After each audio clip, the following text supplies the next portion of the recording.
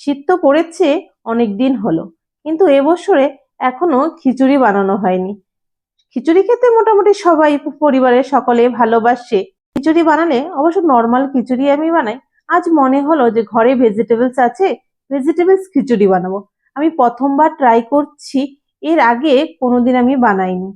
সবার প্রথমে চাল আর ডালটা আমি একসাথে নিয়ে সেদ্ধ বসিয়ে দিয়েছি। অন্যদিকে যত রকম ভেজিটেবলস দেবো এক এক করে সব কেটে নিয়েছি। চাল আর ডালটা মোটামুটি সেদ্ধ হয়ে গেলে এবার এর মধ্যে নুন, হলুদ আর দুটো তেজপাতা দিয়ে ফুটোতে দিয়েছি। এবার এর মধ্যে দিয়ে দিচ্ছি কাঁচা লঙ্কা। অন্যদিকে কড়াইতে শুকনো লঙ্কা আর জিরে ফোড়ন দিয়ে এক এক করে সবজিগুলো ভেজে নেব। আমি এর মধ্যে আলু দিয়েছি। আলুটা একটু ভাজা ভাজা হয়ে গেলে আমি প্রপারলি একদম ভাজা ভাজা করব না, কেননা এটি আবার খিচুড়ির মধ্যে সেদ্ধ করতে দেব। তাই আমি 80% মতো একটু লাল লাল করে হালকা ভেজে নিচ্ছি এক এক করে, সামান্য একটু নুন হলুদ দিয়ে। আমার ভেজিটেবলস গুলো সব ভাজা হয়ে গেছে।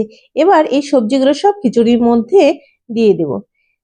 এই যে দেখতেই পাচ্ছ চাল আর ডালটা মোটামুটি সেদ্ধ হয়ে গেছে। এবার ভেজিটেবলস গুলো দিয়ে আর একটু ঢাকা দিয়ে আর অল্প সেদ্ধ করতে দেবো। অন্যদিকে কড়াইতে আমি ঘি গরম করে তার মধ্যে জিরে, শুকনো লঙ্কা ও আদা দিয়ে ভালোভাবে ভাজা ভাজা করে নিয়ে এবার ফোড়ন হিসাবে ওটা খিচুড়ির মধ্যে ঢেলে দেব। এবার এগুলো আমি খিচুড়ির সাথে মিক্সড করে নেব।